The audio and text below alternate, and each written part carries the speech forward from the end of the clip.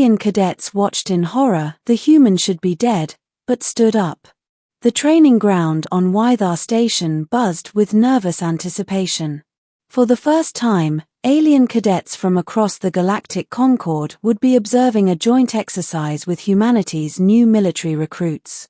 It was supposed to be routine, an orientation, a simple demonstration of survival drills under controlled danger.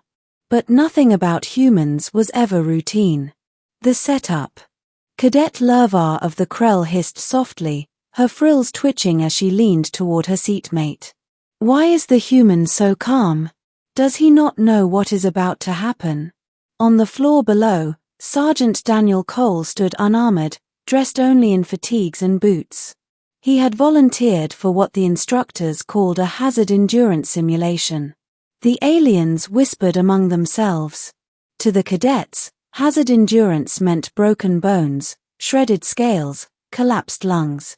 The sort of thing no sensible species risked for training. From the opposite end of the chamber, the hazard drones whirred to life, gleaming spheres loaded with stun charges, impact blasters, and even sharpened spikes meant to mimic battlefield shrapnel. Cole simply cracked his neck and rolled his shoulders. All right. Let's make this quick. The test begins. The drones swarmed him instantly, pummeling from every angle. Shock charges lit his body with blue arcs. A spike drove into his shoulder, drawing blood. An impact round slammed his ribs with a sound like snapping twigs. The cadets gasped. Even among hardy species, 3 strikes like that should have ended the exercise. But the human didn't fall.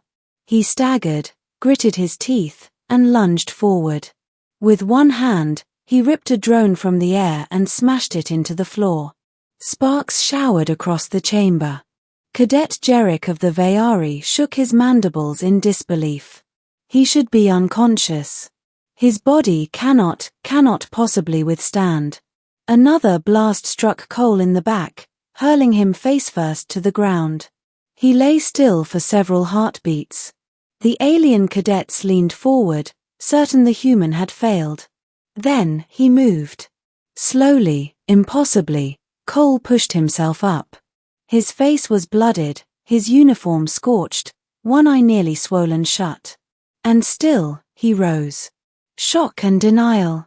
No, Lervar whispered. He cannot. His heart must have stopped.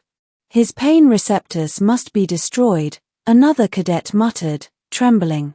But as they stared, Cole raised his chin, spat blood to the floor, and shouted hoarsely, "That all you got?" The drones adjusted, escalating to lethal force simulations. Dozens of sharpened shards launched at his chest. Cole twisted, caught one mid-air, and hurled it back with bone-snapping force. The drone exploded on impact. The instructor monitoring the test, an elderly Zyrian named Tarvel, folded his arms. He was watching not with horror, but with grim approval. "They are learning," he murmured. "This is what it means to fight beside a human."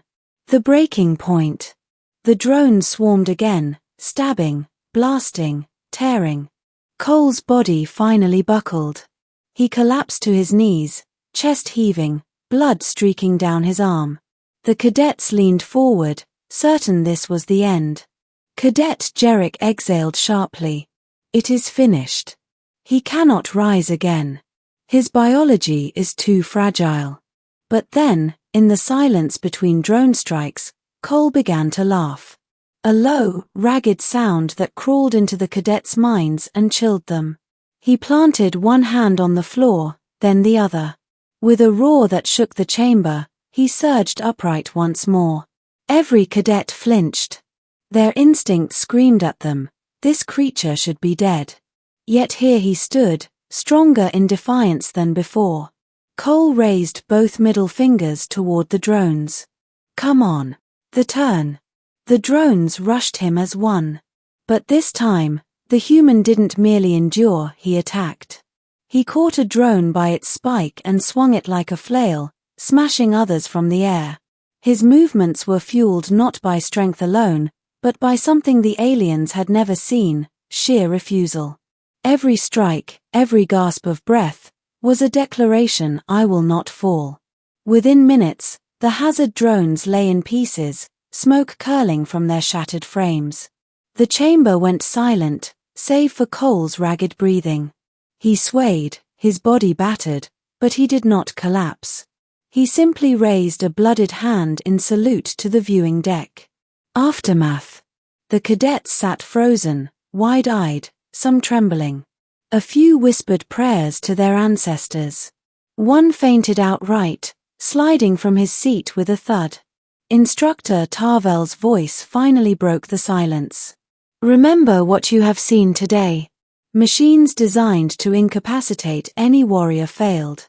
Injury that would kill a Vayari, cripple a Krell, or render a Zirian comatose did not stop him. This is not myth. This is humanity. Lervar whispered, what are they? Tarvel turned his gaze on her, eyes heavy with knowledge. They are deathworlders. Where others break, they stand. Where others end, they begin again. A lesson etched in fear. That night, the cadets gathered in hushed clusters, speaking of what they had witnessed. None of them would ever forget the sight of a human rising from what should have been certain death. For the Krell, it was a nightmare, creatures who ignored biology itself. For the Vayari, it was a challenge to everything they understood about battle. For the timid Zirians, it was simply a horror story they would tell their hatchlings. Do not fight the humans. They will not stop. Even when broken, they rise. And for Sergeant Daniel Cole, he slept soundly in the infirmary, bruised and bandaged, dreaming of breakfast. Classified report, excerpt. Observation: human subjects exhibit an alarming threshold for pain and trauma. Even under extreme physical stress, fractures, blood loss, and simulated lethal wounds, they continue to function. Conclusion: psychological willpower, combined with unique physiology, renders humans effectively unpredictable under battlefield conditions. Recommendation: if allied with humans, allow them to spearhead high-risk operations. If against humans, pray. The cadets had come expecting to witness the limits of human fragility. Instead, they left knowing humans had no such limits. And across the galaxy, word began to spread. The human should be dead. But they stood up.